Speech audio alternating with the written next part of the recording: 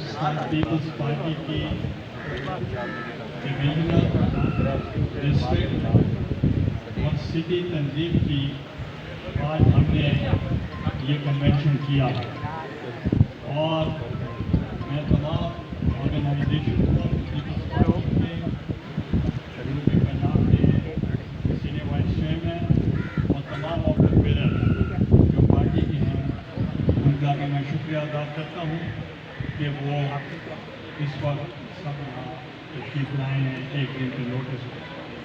तो मैं जो इस मकसद था वो पार्टी को ऑर्गेनाइज करने के लिए था, पार्टी को मुनज़्ज़म करने के लिए था, पार्टी को निचली सतह तक तमाम यूनियन काउंसिल लेवल पे और डिस्ट्रिक्ट लेवल पे, तहसील लेवल पे उसको हम ऑर्गेनाइज कर रहे हैं।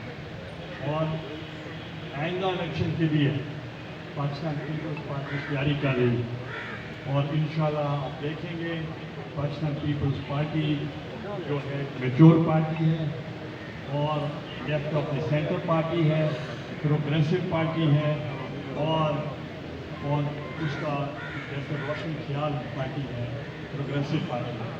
तो इंशाल्लाह हम पार्टी को रीऑर्गेनाइज करेंगे। मैं आपको मीडिया को कहूँगा कि हम जो मीटिंग करेंगे वो लंबी चलेगी, उसका जो भी प्रेस रिलीज होगा वो आपको इंफॉर्मेशन डिपार्टमेंट पार्टी का दे देगा। जो सवालात आपने पूछने हैं सर, कल एक अहम फैसला हुआ है सर, अदालत की तरफ से एक अहम फैसला हुआ है सर, उस हवाले से जिस पर आज जो है वो मामला जारी हैं, आप कैसे देखते हैं सर इस फैसले को? देखें, पाकिस्तान पीपल्स पार्टी ने आइन बनाया और रूल ऑफ लॉ कॉन्स्टिट्यूशन को हमेशा उन्होंने उसको हमेशा पासदारी की और अदलिया के तमाम फैसलों को हमने पहले भी मंजूर किया था और आज भी मंजूर किया। अभी डिटेल्ड फैसला जो आएगा फिर उस वक्त हम फिर बात करेंगे, अभी डिटेल्ड फैसला नहीं आया। सर, आप हुकूमती इत्तेहादी है और महंगाई जो है और उसने अवाम का कचूमर निकाल दिया है और पेट्रोल की कीमतें बढ़ती चली जा रही हैं, इसको रोकने के लिए ये सिस्टम को इकॉनमी को अपने पैरों पे खड़ा करने के लिए कोई निज़ाम है या इसी तरह? ये बहुत इम्पोर्टेंट सवाल आपने किया है और मैं समझता हूँ कि इस वक्त अगर ये तमाम कंबाइंड जो गवर्नमेंट है, कोलिशन गवर्नमेंट है, उनके ज़हन में यही चीज़ थी, दो रास्ते थे। एक रास्ता आसान था कि केयर का सेटअप बन जाता और इलेक्शन में चले जाए, मगर आपको मालूम है कि 3-4 महीनों की जो इंटरिम गवर्नमेंट बनती तो वो कोई मेजर डिसीजन ना कर सकती और वो जो डिसीजन करती वो डे टू डे कर सकती और उससे मुल्क का नुकसान होना और जो इंटरनेशनल कमिटमेंट होती जो आपके बैनुल-अक़वामी वायदे होते हैं वो स्टेट के साथ होते हैं, वो हुकूमतों के साथ नहीं होते, पार्टियों के साथ नहीं होते। इमरान खान साहब जब हुकूमत में थे तो आपने देखा होगा कि जब उनको सब कह रहे थे कि IMF में आपको जाना चाहिए, वो वक्त पे IMF में नहीं गए, बल्कि उन्होंने 3 वज़ीर जो ख़जाना हैं उनको तब्दील किया और अब जो इस वक्त उनके पास थे वो तीसरे वज़ीर थे जो वो आए थे और जो इंटरनेशनल कमिटमेंट उन्होंने की उसके लिए अगर हम ऑनर न करते तो उसके लिए फिर आपके ऊपर बहुत सी कदमें रखी जो फेटअप के ऊपर है और जो GSP प्लस हैं, जो IMF के साथ आपका मुआहदा न होता और ये भी मुकम्मल ना हो सकता और आपको वर्ल्ड बैंक भी कुछ न देती और एशियन डेवलपमेंट बैंक भी आपको कुछ न देती, सऊदी अरेबिया भी कुछ न देता और उससे हटकर चाइना भी आपको इमदाद ना दे सकता, यूरोपियन यूनियन भी ना देती और अमेरिका भी ना देता। तो वो सिर्फ ये था कि सबका हुकूमत ने आपको आइसोलेशन में डाल दिया और तनहा कर दिया और जो दूसरा रास्ता हमारे पास था कि मुश्किल फैसले करें और आवाम को सही सिमत पर ले जाएं।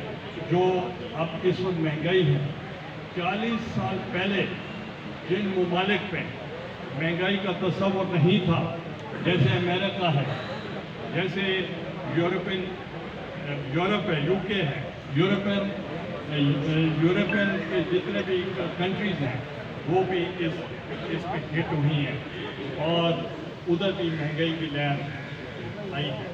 और जब हमारी हुकूमत थी उस वक्त भी एक ग्लोबल रिसेप्शन आया, कसाद बाजारी आई थी।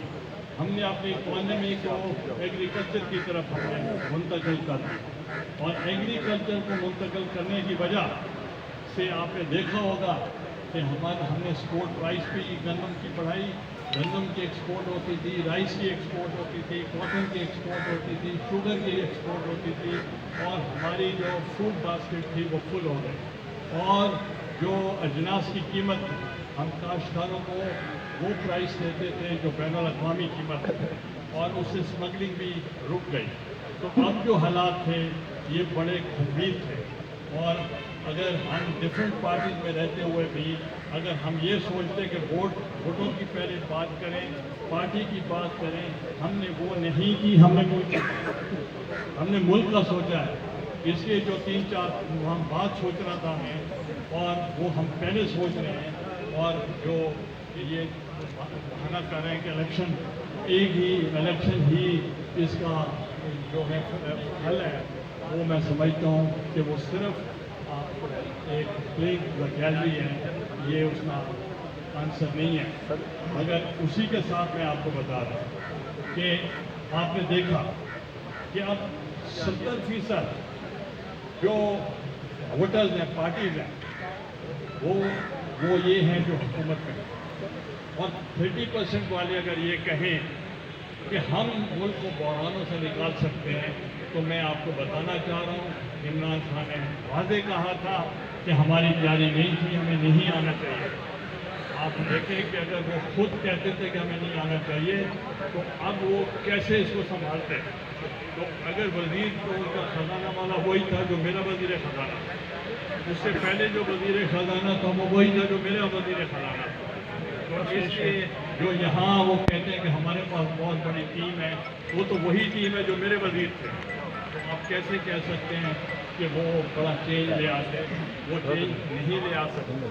और इसलिए कल आपने देखा एक साबिक वजीर थे, उन्होंने बयान दिया कि मुझे मेरी पार्टी ने हरवाया। तो हमने क्या कहा था? हमने कहा था 2018 का जो इलेक्शन था दैट वाज स्टोलन, वो रिग्ड इलेक्शन था और धांधली शुदा था और उसकी गवाही former minister of foreign affairs ने दे दी कि मेरे साथ भी धांधली हुई। अब आप खुद सोच लें कि जब वो खुद मानते हैं कि मेरे साथ धांधली मेरी पार्टी ने कराई, तो हम भी यही कह रहे थे कि ये इलेक्शन जो था वो रिग्ड था और हमारे मौके की तायद हुई है। सर आप ये जो आज सर दे रहे हैं तो ये सर इसमें मुश्किल फैसले भी आपकी अब मुश्तरका हुकूमत ने किए हैं, तो इमरान खान सर इससे ज़्यादा कोई महंगाई कर देते हैं या क्या करते हैं सर, क्योंकि तजर्बाकार टीमें आपके साथ हैं सर इसी के साथ है कि इमरान खान ने अपने दौरे हुकूमत में जो कीमतें रोक रखी थी और सब्सिडी दे रहे थे, आखिर वो कहाँ से पूरा कर रहे थे?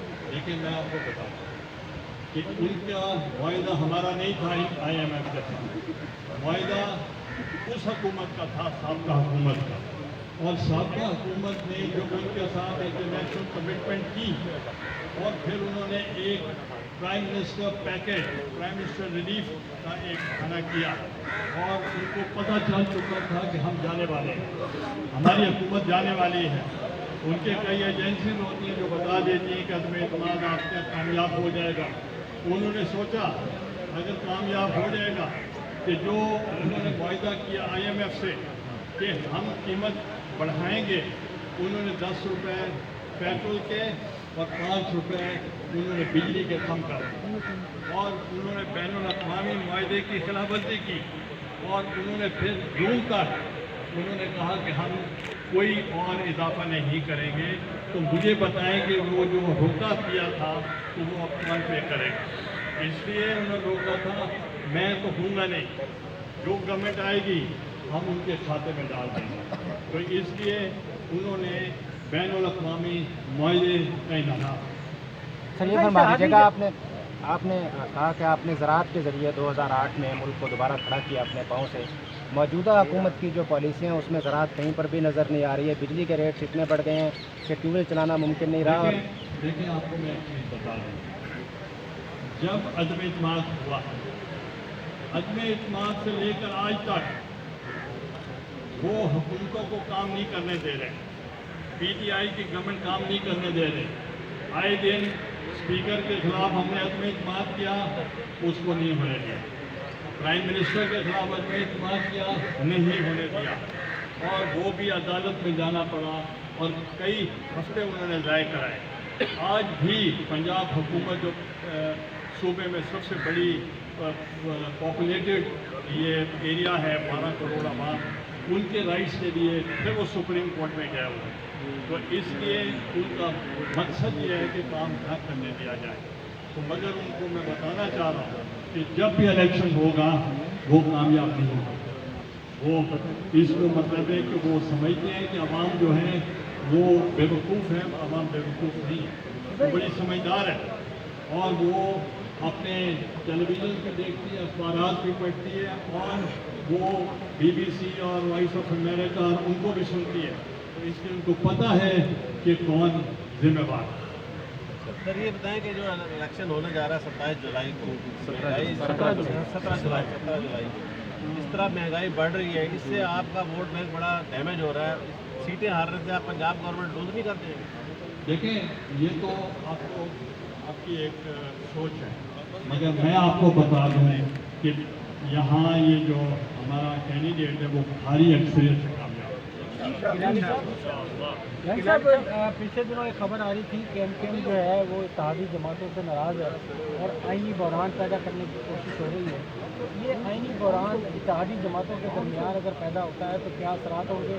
اور ایم کیو ایم کو منانے کے لیے بلاول اور زرداری صاحب کی ملاقات بھی ہوئی ہے، تو اس میں کوئی پیش رفت اگر ہوئی ہو تو اس سے دیکھیں وہ ہمارے اتحادی ہیں اور پنجاب ہیں، باپ ہے، دوسری پارٹی ہیں، اور ان کی کلوز لائزان ایک دوسرے کے ساتھ.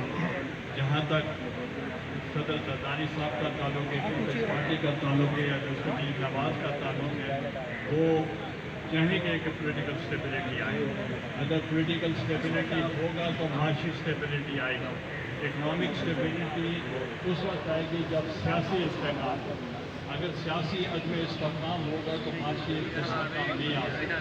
اس لیے آپ ریسٹ ایشور ہم ان کے ساتھ ان کے جو جائز مطالبات ہیں وہ مانیں گے.